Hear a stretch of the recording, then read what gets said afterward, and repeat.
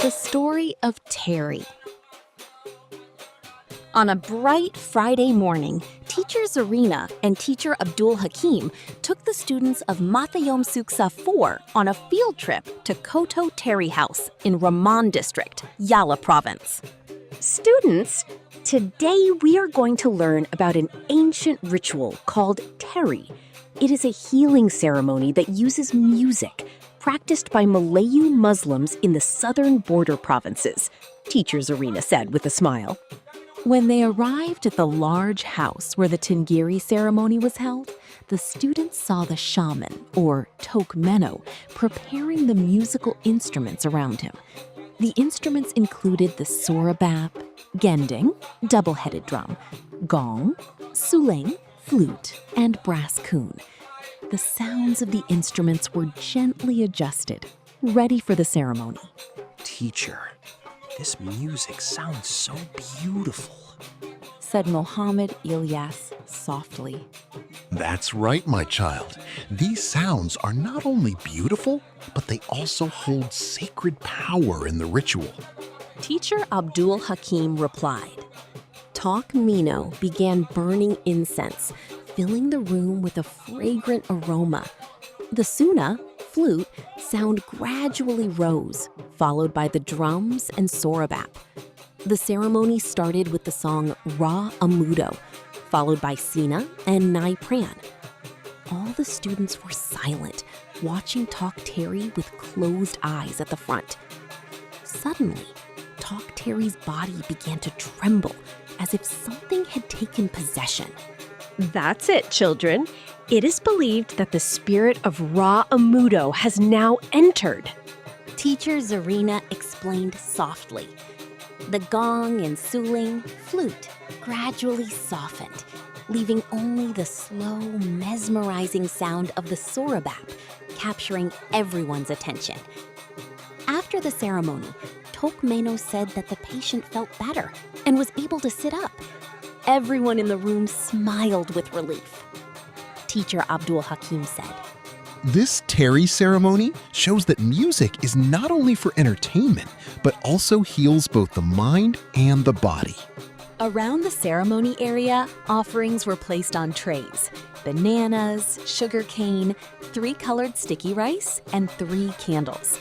Teacher Zarina explained, These are offerings for the master, to show respect to the spirit of Ra Amudo, who symbolizes healing. The next day in the classroom, Teacher Zarina asked the students to summarize what they had learned. Hayati said, I remember. Teri uses music to heal. There is sorabap, drums, gong, suling, and the brass kun. Elias added, And there is also a Malay chant to call the spirit of Ra Amudo to help heal the patient. Teacher Zarina said, Well done, children! Teri is a cultural heritage that connects art, music, and faith together. Then the teacher gave them a creative activity. One group created a brochure about the history of Ra Amudo. Another group designed a poster of the musical instruments. A third group wrote a dialogue between the shaman and the patient. And the last group composed a song called Music is the Medicine of the Heart. Laughter filled the classroom as the students worked on their art projects with pride. Teacher Zarina continued by telling the legends of Ariptama and Patori Bosu. The legend of Ariptama and Patori Bosu. One day, Hayati asked, Teacher, why do we use music to heal patients? Teacher Zarina smiled and began to tell an old story. Long ago, in a small village in the southern region, there lived 2 siblings named Aripdima and Patueri Bosu. They loved each other dearly, working together in the garden and the fields, and taking care of their parents with great gratitude. One day, Aripdima fell seriously ill, and no doctor could cure him, no matter how many medicines or herbs he took. Then, one night, he dreamed of an old man dressed in white named Tosahe. Tosahe said, Your illness is not an ordinary sickness. It is a punishment from the ancestral spirits. You must go to Tona Oyang and perform the Teri ceremony to ask for forgiveness, and only then will you recover. The next morning, the two went to see Tona Yang, the wise shaman who was an expert in communicating with spirits.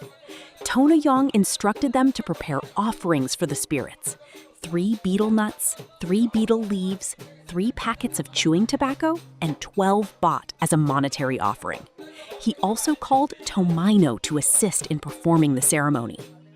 On the night of the full moon, the ceremony of faith began. The music of Teri started to play. The sorabop played a haunting melody. The quen drum struck alternating rhythms. The pair of gongs resonated deeply. The suna flute produced sacred tones, and the brass bowl kept the beat. King, king, king. The aroma of incense filled the air. Tomino chanted ancient Malay verses. Arapdima felt a warm breeze pass by, and he heard a voice within his heart. We forgive you.